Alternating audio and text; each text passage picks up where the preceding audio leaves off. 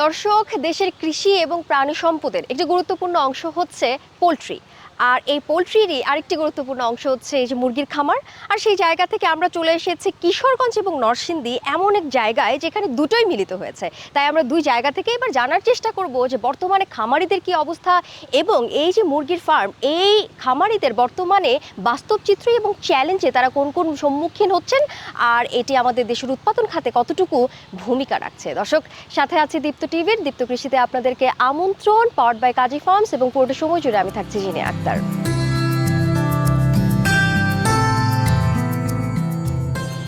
আমি মোহাম্মদ নজরুল ইসলাম। আমি messrs Manipur টিফিড and মেডিসিনের স্বত্বাধিকারী।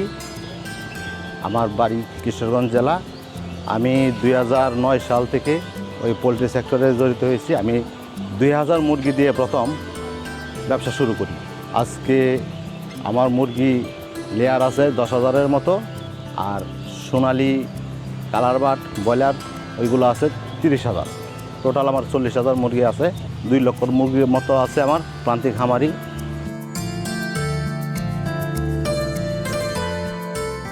আমি ওই পোলট্রি সেক্টরে আসার আগে মূলত কাপড়ের ব্যবসা করতাম, কিন্তু কাপড়ের ব্যবসাতে তো আসলেই তেমন লাভবান না আমি। এই জন্য দেখছি পোলট্রিতে মোটামুটি ভালো একটা যুব সমাজ উদ্যোগ নিচ্ছে। এই প্রেক্ষিতে আমি ওই পোলট্রি সেক্টরে আসছি। আমি একজন সফল উদ্যোক্তা। এখানে মোট আমার 20 জন কর্মচারী আছে। ওরা বিভিন্ন জেলা থেকে আসছে, আমার মাধ্যমে ওদের একটা কর্মসংস্থান হচ্ছে, তাতে আমি অনেক খুশি। আর আমি একজন পরিবেশক। আমার আন্ডারে 20-25 জন খামারি আছে এখনও। ওরাও লাভবান আমার মাধ্যমে, ওদেরও একটা কর্মসংস্থান করতে পারছি। মাশাআল্লাহ, আমি সেক্টরে আইসা আলহামদুলিল্লাহ খুব ভালো আছি।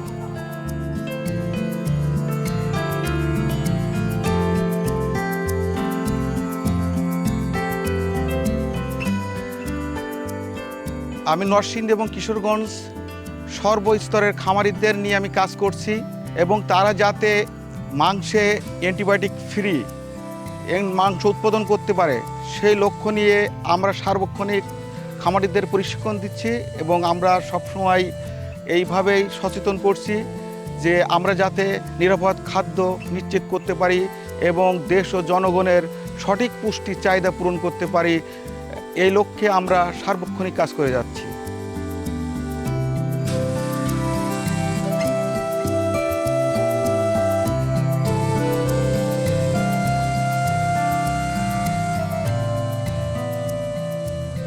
এটা হলো কাজী ফার্মসের কালার বাট টাইগার সেচু।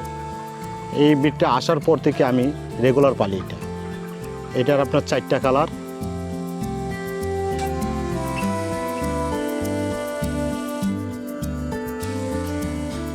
ওটার রোগ বালাই খুব কম হয়। 4টা কালার হওয়াতে আমরা এটা বিক্রির সময় অন্য যে কোনো কালার বার থেকে আমরা 5 টাকা 10 টাকা কেজিতে বেশি বিক্রি করতে পারি। আর আমাদের এটা গ্রোথও বেশি আসে, অতি তাড়াতাড়ি গ্রোথ আসা পরে 40-42 দিনে 1 কেজি হয়ে যায়।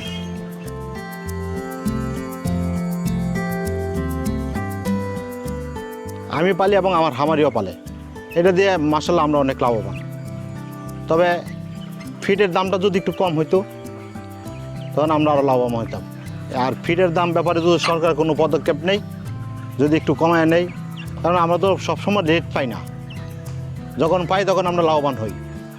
কিন্তু অনেক সময় আমাদের বাজার খুব কম থাকে ফিডে, আর বাচ্চাতে আমরা বাচ্চার দাম অনেক বেশি থাকে। যদি বাচ্চার দামটা একটু কমানো যায় আর ফিডটা যদি একটু কমানো যায়, তো আমরা ইনশাল্লাহ লাভবান হব।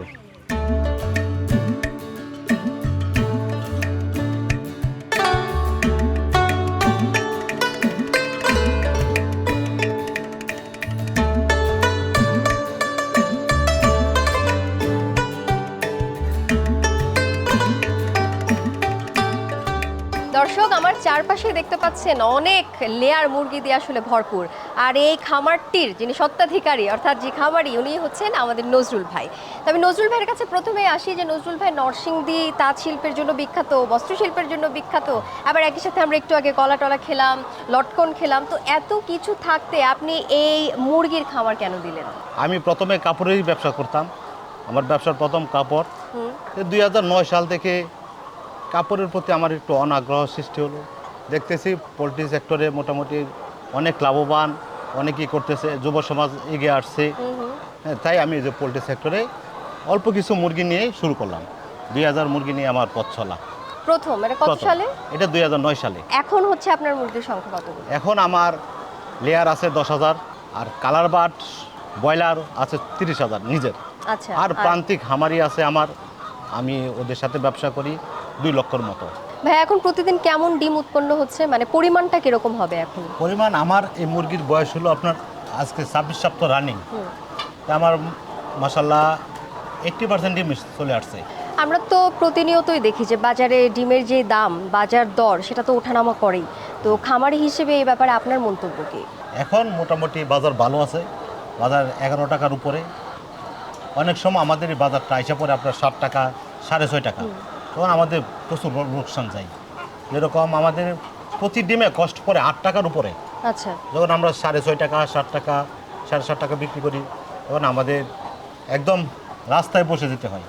মোটামুটি এখন এই যে অল্প কিছুদিন যাবৎ 1-2 সপ্তাহ যাবৎ বাজারটা একটু ভালো। হ্যাঁ, আমরা 10 টাকা থাকলে আমারও খুশি। ভাই এই যে চমৎকার একটা শেড আমরা দেখতে পাচ্ছি, চমৎকার খামার ব্যবস্থাপনা দেখতে পাচ্ছি, তো সেই জায়গা থেকে মানে খামার ব্যবস্থাপনার জন্য আপনি কোন কোন পদক্ষেপগুলো নিয়েছেন আপনার কাছ থেকে আগে জানতে চাই। খামার ব্যবস্থাপনায় প্রথমত আপনার নিতে হইব পরিবেশ ভালো লাগবে। তারপর আপনার শেডের পূর্ব পশ্চিম লম্বা লাগবে, আর শেড মোটামুটি ফ্লোর থেকে ভালো উঁচু লাগবে। দৈর্ঘ্যটা কেমন হবে সেটার? আমার এটার দৈর্ঘ্য হলো 150 ফিট, আর প্রস্থ? এটা প্রস্থ হলো আপনার 28 ফিট। ফ্লোরের ব্যবস্থা ভালো লাগবে, ফ্লোরিং আপনি উঁচু দিতে হবে। এটার মধ্যে সবচেয়ে বড় হলো আপনার পরিচর্যা, এবং প্রথমত হলো আপনার এই যে বাচ্চা আর খাদ্য ভালো কোম্পানির লাগবে, এখানে কোনো স্যাক্রিফাইস করা যাবে না। ভাই একই সাথে আমি আরেকটা বিষয় জানতে চাচ্ছি, এই যে আলো বাতাস শেডের কথা হচ্ছে, তো সেই জায়গা থেকে আমরা জৈব নিরাপত্তার যে বিষয়টা মানে সেটা আপনারা কিভাবে দেখছেন, কিভাবে মানছেন আসলে? জৈব নিরাপত্তা অবশ্যই লাগবে, যেমন বায়োসিকিউরিটি লাগবে। প্রধানত একটা শেডের বায়োসিকিউরিটি মেন। যখন আমরা শেডে ঢুকবো, আমাদের জীবাণুনাশক স্প্রে করতে হবে, আমাদের শেডের চারপাশে জীবাণুনাশক দিতে হবে, তারপর কিছুদিন পর চুন দিতে হবে, ব্রেসিন দিতে হবে, এটা লাগবেই। আর যদি আপনার বায়োসিকিউরিটি ভালো থাকে আর আমরা যদি সঠিক সময় টিকা দেই, তা আমাদের মুরগি রোগবালাই না হবে না বলেই চলে। ভালো বিষয় হলো যে আমি বলতেছি আমার মুরগি এ পর্যন্ত কোনো অ্যান্টিবায়োটিক দেয় নাই। আচ্ছা, আপনাদের মুরগিদের যে রোগবালাইগুলো হয়, রোগবালাই হলে হচ্ছে এটা কি ভেটেরিনারির পরামর্শ নেওয়া হয়? হ্যাঁ, আমরা ভেটেরিনারি পরামর্শ নিই, আমাদের কোম্পানির ডাক্তার আছে, ওরা আসে, ওরা ট্রিটমেন্ট করে। আমি ডাক্তার খালিদ, আমি আছি নরসিংদী সেলস অফিসে কাস্টমার সার্ভিস টিমে। আমি পোলট্রি ফার্মারদেরকে কাস্টমার সেবা দিয়ে থাকি। বিভিন্ন ধরনের রোগবালাই, তারপরে বায়োসিকিউরিটি ম্যানেজমেন্ট কিভাবে ভালো করা যায় সেই বিষয়ে আমি কাস্টমারদের বিভিন্ন ধরনের সেবা দিয়ে থাকি। আমাদের উদ্দেশ্য হচ্ছে মুরগিকে কিভাবে ওষুধ খরচ কমিয়ে ফার্মকে আরও লাভবান করা যায়, সেইটা আমাদের উদ্দেশ্য।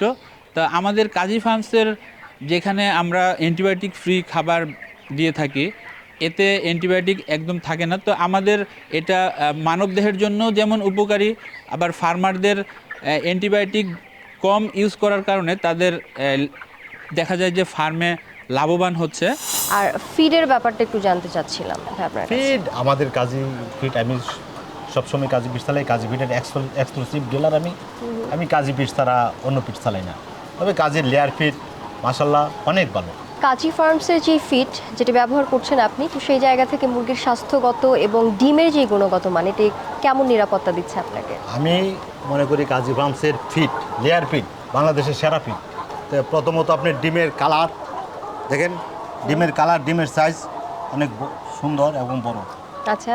এবং ফিডও দেখতে পারেন, ওই যে ফিড দেখেন, ফিড কত চকচকা, কত সুন্দর ফিড, গুণগত মান অনেক ভালো। আমরা কাজী ফিট খাওয়াইলে, কাজী লেয়ার ফিট খাওয়াইলে মুরগি রোগবালাই কম হয়, ওষুধ কম লাগে, মোটামুটি আমরা লাভবান। ভাই আমরা খামারের ব্যবস্থাপনা সম্পর্কেও জানলাম, তো এখন একটু খাবার নিয়ে জানতে চাচ্ছি যে দৈনিক কি পরিমাণে খাবার দেন এবং তাদের খাবারের ক্ষেত্রে কি ধরনের পরিচর্যাটা করেন আপনি? খাবার হলো মূলত আমাদের পরিপূর্ণ বয়স যে মুরগি, ওই মুরগির প্রতি মুরগি 110 থেকে 15 গ্রাম খাদ্য লাগে। আর খাদ্যটা আমরা 2 ভাগে ভাগ করে দিই, সকালে একবার দিই, দুপুরে একবার দিই, রাত্রে আমরা 9টা পর্যন্ত লাইটিং দিই। আচ্ছা। পরিপূর্ণ বয়সের মুরগিকে আপনাকে আমাদের 16 ঘন্টা লাইটিং দিতে হয়। লাইটিং দেওয়ার আগে এই খাবারের পাত্র পরিষ্কার করে রাখি, আর গরমে আমরা পানি দিই 4 থেকে 5 বার। ভাই এই যে দেখেন হাতের ডান দিকে বাঁ দিকে এত সুন্দর দেখতে লাগছে মুরগিগুলোকে, তো এই আপনার এই মুরগিগুলো দৈনিক কেমন ডিম দিচ্ছে আপনাকে এখন? ওই মুরগিগুলো আমাকে এখন 90% ডিম দিতেছে। এখানে কোথায় বাজারজাত করছেন? বাজারে তো আমাদের পাশেই অনেক পাইকার আছে, আমাদের শেড থেকে এসে নিয়ে যায়। আচ্ছা, কেমন হচ্ছে আপনার লাভ হচ্ছে এখন? তো আমার এখানে তো 3200 মুরগি, প্রায় 5000 টাকার মতো দৈনিক থাকবে, সব কষ্ট মিলায় আর কি। আচ্ছা, তো ধরেন যারা নতুন খামারিরা আসবে, তো তাদের উদ্দেশ্যে আপনার কি বার্তা আছে? কোন কোন জিনিসগুলো আসলে আমরা চ্যালেঞ্জ হিসেবে ফেস করছি? প্রথমে আপনি একটু চ্যালেঞ্জের কথাগুলো জানান, যেগুলো আমাদেরকে সমাধান করতে হবে আসলে। চ্যালেঞ্জ হলো নতুন যারা আসছে তাদের মূলত পরিচর্যাই মেন, পরিচর্যা করতে হবে। বায়োসিকিউরিটি অবশ্যই বায়োসিকিউরিটি রাখবে। তারপর হলো আপনার টিকা, মুরগির মানে একটা গুরুত্বপূর্ণ বিষয় হলো টিকা। আমাদেরকে সময় মতো টিকা দিতে হবে। সর্বোপরি হলো আবার নিজের ওইটাকে শ্রম দিতে হবে, নিজের দেখাশোনা করতে হবে। দেখাশোনা না করলে কেউ সফল হতে পারবে না। ঠিক আছে ভাই, আপনাকে অনেক ধন্যবাদ। আপনার খামারে এসে আমাদেরও ভালো লাগছে, আপনার সফলতা কামনা করছি। আপনাকেও ধন্যবাদ জানাই দীপ্ত টিভিকে।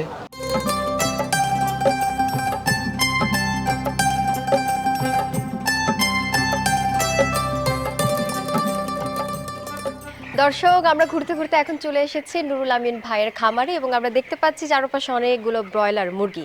এই জায়গায় মুরগির সংখ্যা কেমন হবে? প্রথমত তো কম চাইলেও বর্তমানে আছে 30 থেকে 35,000 ব্রয়লার মুরগির শেড আছে আমার। আচ্ছা, আর এটা তার মধ্যে আরেকটা? তার মধ্যে এটা একটা। আচ্ছা, তো শুরুতে আপনার কাছ থেকে যে আমি শুনছিলাম যে আপনার বাবা মনে হয় সম্ভবত এই কাজটা করতেন, এই গল্পটা একটু আপনার কাছে জানতে চাই যে কিভাবে আসা হলো? এটা হয়েছে 2005 সনে। আমার বাবা মূলত প্রথমত ব্রয়লার মুরগি পালন করতো খামার হিসাবে। তা তখন তো আর আমি এই ব্যবসাতে জড়িত না, তখন আমার বাবা প্রথমত ব্রয়লার মুরগ পালতো। তারপরে আমি 2011 সনে 2000 সনে আমি বিদেশ যাই। এর আগে বাবা 2005-এ ব্যবসা ব্রয়লার মুরগ পালতো, আর 2011-তে আমি আইসা সরাসরি আমি ব্যবসাতে জড়িত হই। আস্তে আস্তে প্রথমত নিজে আমি 5,000 শেডের ফার্ম করি। 5,000 শেডের ফার্ম করার পরে ধীরে ধীরে এটারে বড় আকারে করে 30-35-এ চলে গেছে। 30-35-এ চলে গেছে। এই এখন 2026 সনে আমরা 35-এর মোটামুটি 35-এর উপরেই আছে আর কি খামারে আছে। আচ্ছা, তো অনেকগুলোই তো জাত আছে, যে লেয়ার আমরা একটু আগেও দেখলাম, হ্যাঁ, কালার বাটার দেখলাম এবং এখানে ব্রয়লার দেখছি। তো আপনার কাছে কি মনে হয় যে আপনি তখন ব্রয়লারই করছেন, তো মানে লাভজনক জায়গাটা থেকে আপনি আগেও হয়তো বা করেছেন, কিন্তু লাভজনক জায়গা কোথায় দেখতে পাচ্ছেন এই সময়?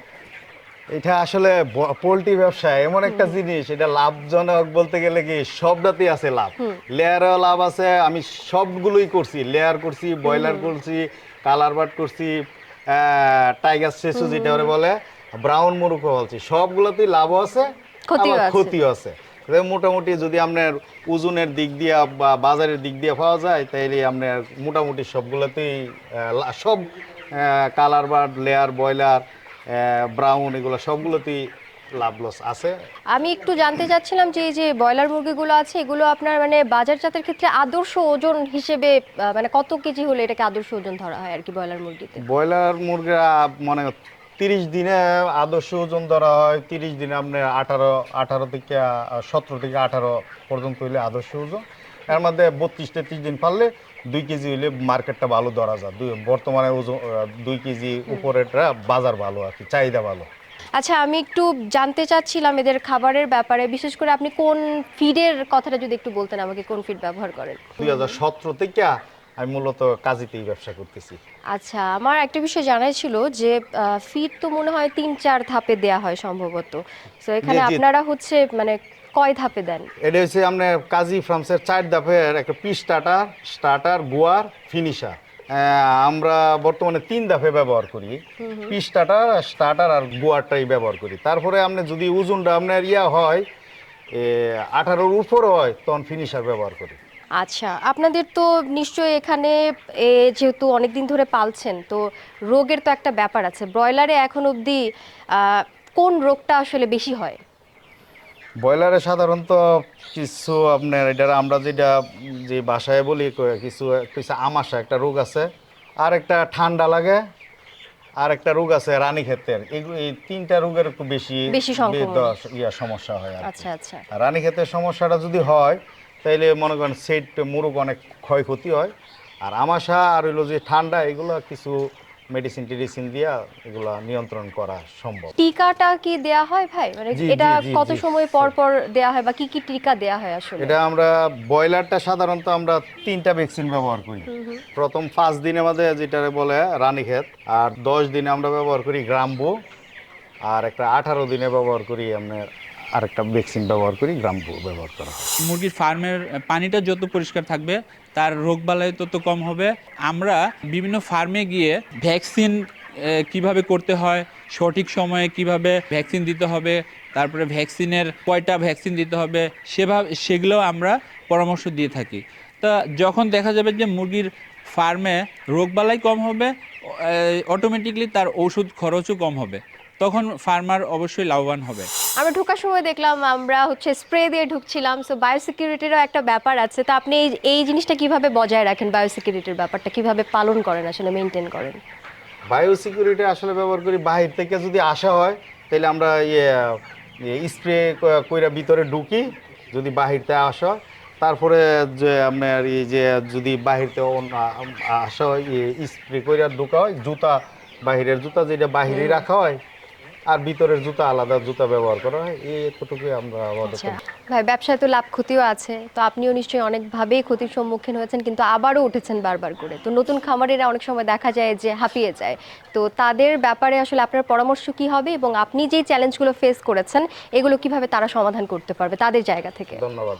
বিষয়টা হয়েছে কি, আসলে আমি 11 বছর ধরে এই যে আর 11 সনের থেকে শুরু আজকে 26 সন পর্যন্ত আমি যে জিনিসটা এই পর্যন্ত ফেস করছি, প্রায় আমার এটা মূলত আমার লেয়ার শিডে 5000 করে লেয়ার শিডে ব্লাড ফ্লু রোগ লাগিয়া কয়েকবার ওই প্রায় 2-3বার আমার মানে সমস্যা হয়েছে। এমনকি ব্রয়লারও এরকম সমস্যা প্রায় হয়েছে। কিন্তু এইটা আপনি বন্ধ করা যাবে না, ব্যবসা মূলত আপনি কন্টিনিউ চালায় যেতে হবে। বরাবরই যতবারই আমি এই সমস্যা তুলছি, আমি একটুও কোনো সময় মানে থামছি না, আমি অবশ্যই এটা আমি চালায় গেছি আর কি। আর কি আমি থামছি না। তাই যেহেতু আমি নতুন প্রজন্ম এবং নতুন যারা আসবে এই ব্যবসা, তারা প্রথমত বাবা মানে সে যদি ভাবে যে আমি এই বছরের বেশি লাভ করলাম, সম্ভব না।